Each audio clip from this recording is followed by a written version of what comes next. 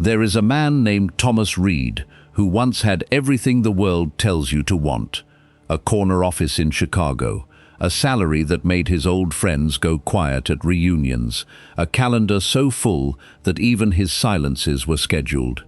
And yet, on a grey Tuesday morning, he sat in his car in the parking garage for 40 minutes, unable to open the door and walk into the building. Not because he was sick, not because anything had gone wrong, but because a single thought had crawled up from somewhere deep inside him and refused to leave. If this is my life, then who exactly is living it? Have you ever felt that quiet, gnawing sensation that your life is slipping through your fingers? That no matter how many people surround you, how many goals you chase, how many boxes you check, something essential is missing. You keep yourself busy, you stay productive, and still, when the noise finally dies down at night, you feel like a stranger in your own existence, as if you are merely surviving while everyone else seems to be truly living. Let me ask you something. What if that emptiness you keep trying to bury is not a malfunction at all? What if it is a message? Today, we are placing the stamp of self-confrontation on your mental framework, and by the time we are done, you will understand why the pain you have been running from may be the most honest thing about you. Carl Gustav Jung, one of the towering figures in the history of the human mind, believed that what we so casually call mental illness is often something else entirely. It is the psyche trying to heal itself. It is a warning, sounded from the deepest chamber of who you are, that the life you are living does not serve your soul. Maybe you are trapped in a routine that was handed to you by someone else, a job that quietly drains you, relationships that leave you emptier than solitude ever could, dreams that, if you are honest, were never even yours to begin with.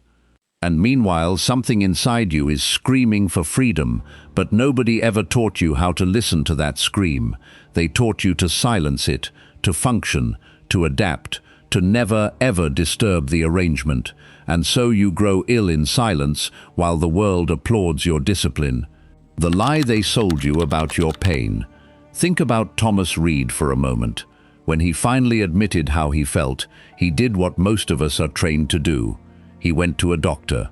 15 minutes, a few nods, a few words typed into a computer, and then a verdict, clean and clinical: anxiety. Here is a prescription, a pill in the morning, another at night, and slowly the sharp edges of his despair were sanded down into a dull, manageable fog. He could work again. He could smile at meetings again, and he felt further from himself than ever. Jung had a phrase that should stop you cold. He said, "Neurosis is always a substitute for legitimate suffering." Read that again slowly. What he meant is devastating in its simplicity.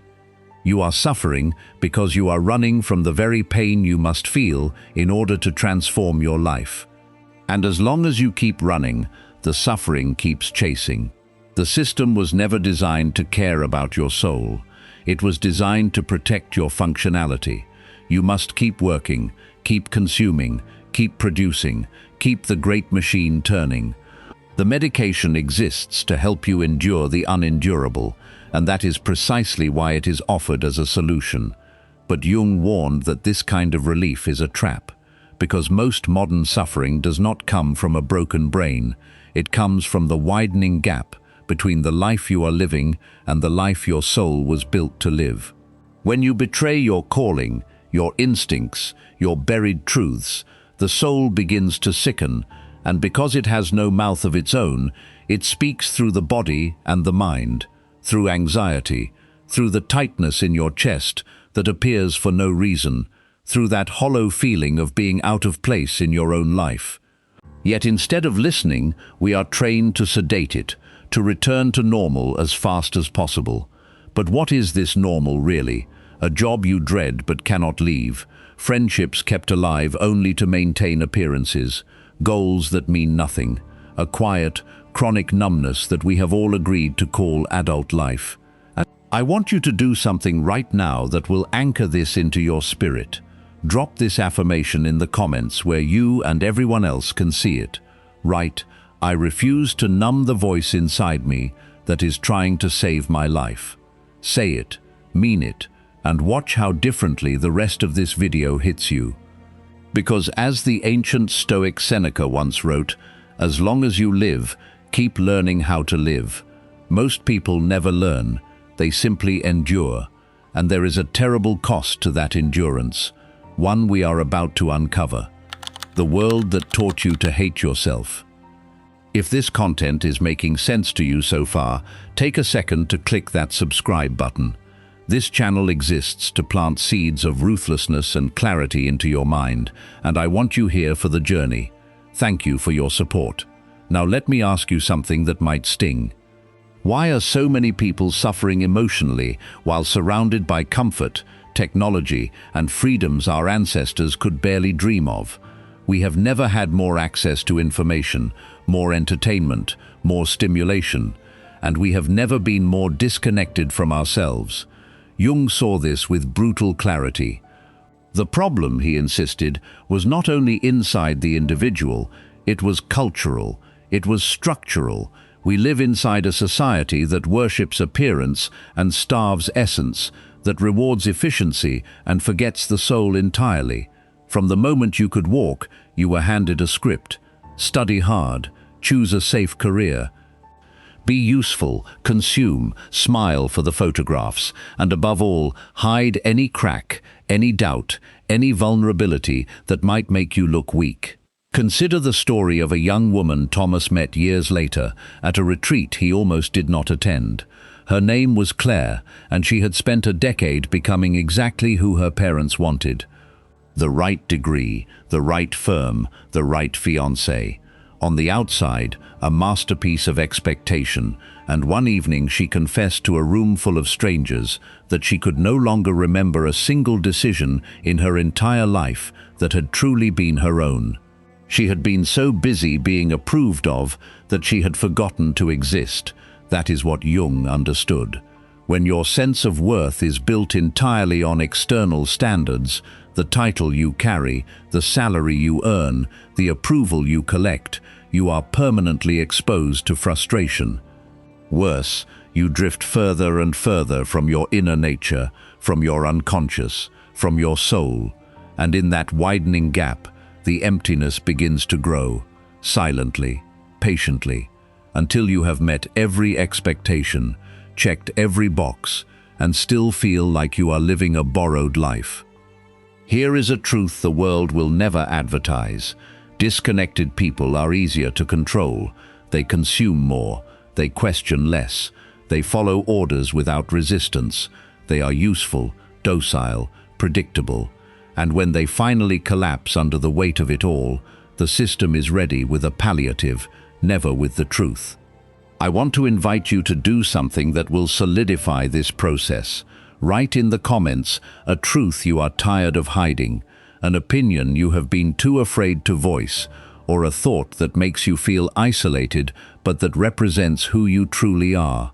This is part of the journey, claiming your voice, declaring your presence, and more than that, announcing to yourself that you will no longer bend to a mold that was never built for you. Nietzsche, who wrestled with these same shadows, once wrote, "The individual has always had to struggle to keep from being overwhelmed by the tribe. If you try it, you will be lonely often and sometimes frightened, but no price is too high to pay for the privilege of owning yourself." Owning yourself. Hold on to that phrase, because it leads us straight into the most important journey a human being can ever take. The journey Jung called individuation. There comes a moment when the mask simply grows too heavy to wear, when you catch your own reflection and realize you have become half a person, or worse, a caricature of who you truly are. Jung believed this breaking point was not the end of you, it was the beginning of the only journey that matters. He called it individuation, and let me be clear about what he did not mean. He was not talking about cheap self-help slogans or swapping one habit for another. He was describing a deep, almost sacred process in which you stop being a mirror of your family, your culture, and everyone else's expectations, and you finally begin to become what you are in your essence. Individuation is the path towards psychic wholeness. It is the day you stop being who others need you to be and start becoming what your soul has been quietly asking for all along. But do not mistake this for something gentle. It demands that you turn and face everything you have repressed, ignored, and denied. The old wounds, the suffocated desires, the inherited beliefs you never once questioned. Jung called this the personal unconscious, and integrating it is only the beginning, the hardest step, and the one that terrifies most people into staying asleep, is the encounter with what Jung named the shadow, that dark, instinctive, chaotic side of you that you were taught to hide before you could even name it. The anger you swallowed, the envy you pretend not to feel, the impulses that shame you in the quiet hours. Jung said it plainly. Those who look outside dream. Those who look inside awaken. Thomas learned this in the most unexpected way. During that retreat, he was asked to write a letter to the part of himself he despised most. He resisted for 2 days. When he finally sat down and wrote, what poured out was not weakness at all, but a fury he had buried since childhood, a rage at having spent his whole life performing for people who never truly saw him. And strangely, the moment he stopped fighting that anger and simply let it speak, it stopped controlling him. For the first time in years, he felt whole. That is the great paradox Jung revealed. The shadow, if ignored, rules you from the darkness without your permission. But if you turn and face it, it becomes a source of power, authenticity, and raw, vital energy. You cannot live a true life while you are at war with yourself. Healing begins the day you reconcile with everything that lives inside you. And here lies the irony that should reorganize your entire understanding of growth. While the world screams at you to improve, to optimize, to become better, Jung insisted on something far more radical. He said, you need to become whole. No longer perfect, simply real. No longer fitting in, finally free. I want you to drop this affirmation in the comments right now, because it declares the direction of your life. Write, I am done performing for approval, and I choose to become whole instead of perfect. Let those words become a stamp on your mind today.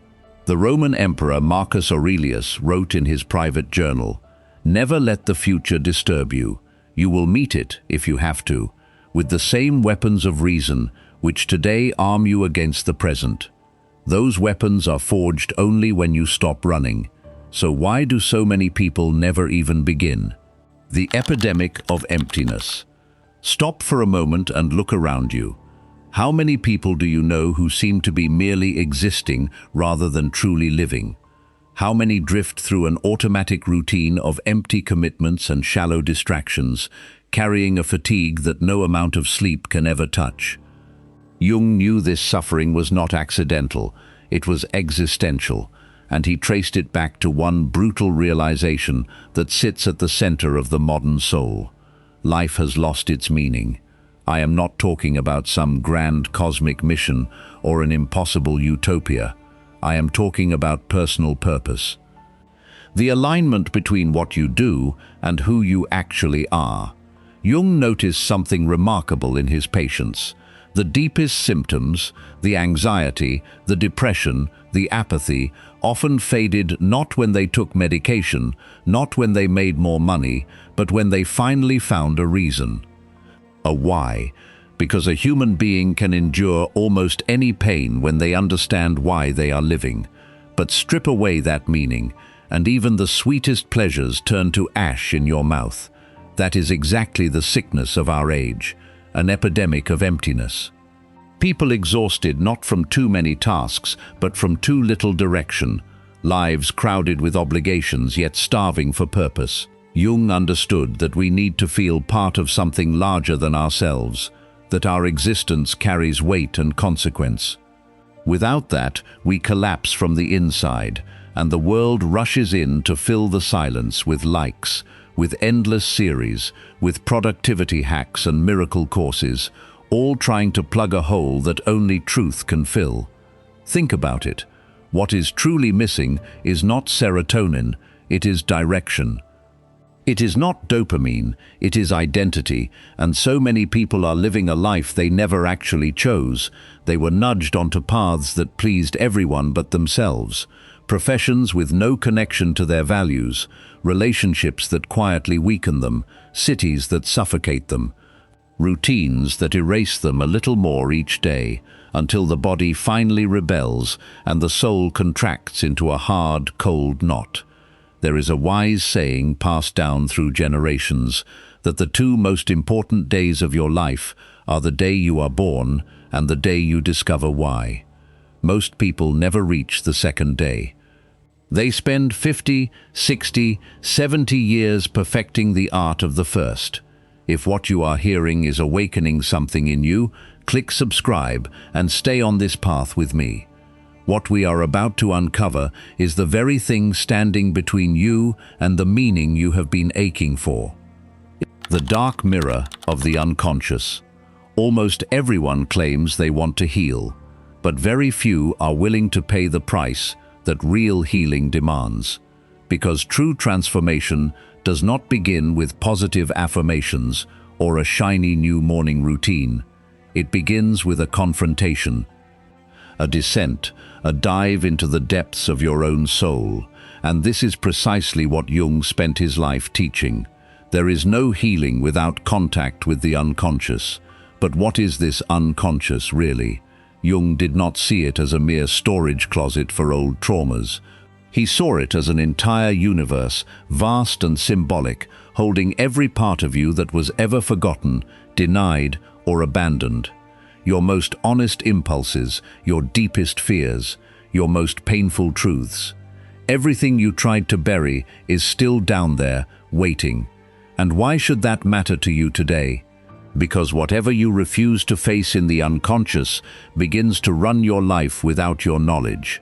Jung put it in words that should follow you for the rest of your days.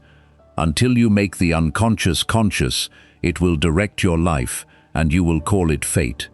You think you have terrible luck in love, when in reality you keep repeating the same buried pattern. You think you are being sabotaged at work, when secretly you fear your own success.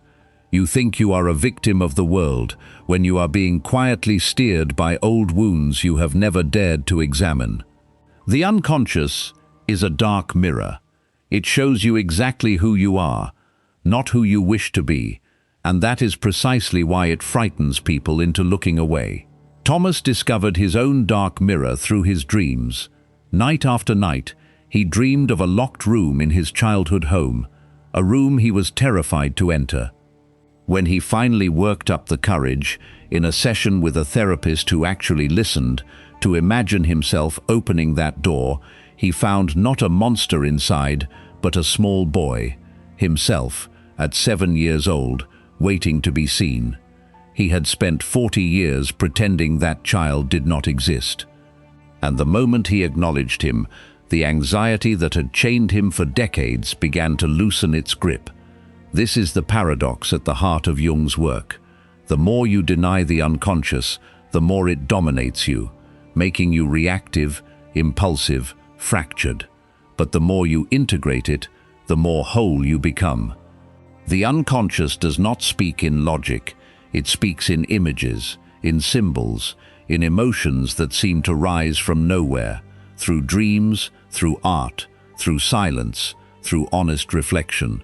And when you finally begin to listen, you start to see yourself clearly, to understand your own choices, to embrace your wounds, and above all, to reclaim your power. Because as long as you do not know what lives inside you, you remain a hostage of the past, of expectations, of a culture that fears the human soul. I want you to drop this affirmation in the comments, because it turns the key in that locked door. Write, I have the courage to face what lives inside me, and I will no longer let my fears rule me in the dark. That single sentence is a step out of numbness and into presence, the one choice that changes everything. There comes a moment when you must make a choice, not just any choice, but the choice.